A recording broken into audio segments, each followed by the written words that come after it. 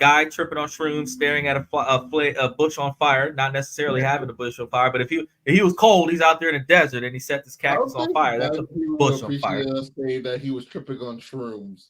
I don't really care. I'm sitting over here going off of not so much so philosophical constructs, but philosophical constructs nonetheless that are supposed to be analyzing the difference between good and evil, right and wrong, and plus or minuses inside of social expectations. Because when you actually delve into a philosophical mindset of morality, you're dealing with what society accepts versus what society doesn't accept. And when you have more than one society, it is up to the subjectiveness of the society that you exist in, which is where the phrase "when in Rome, do what the Romans do" comes from.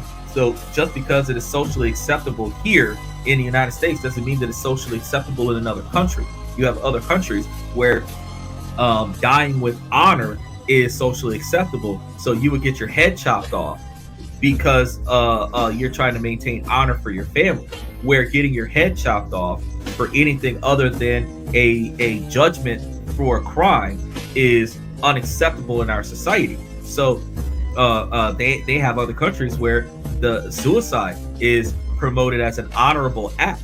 So if you die by your own hand to prevent from living a life of shame, which would shame your family, that is considered acceptable in some countries. But suicide in the United States is frowned upon. So it's almost criminalized.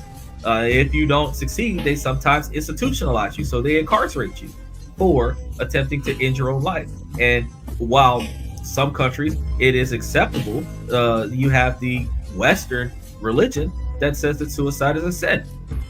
But it doesn't say it anywhere in the Bible. So now we're circling back to the fact that it doesn't say it anywhere in the King James Bible that we have readily access to, that thou shalt not take his own life.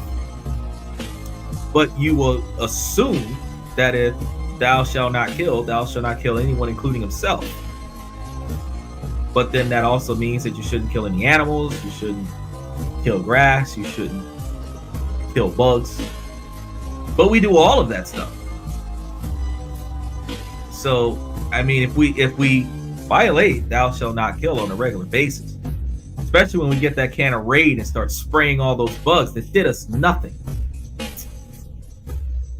how is that bug's life weighted against a human life? Are we bad people for killing insects?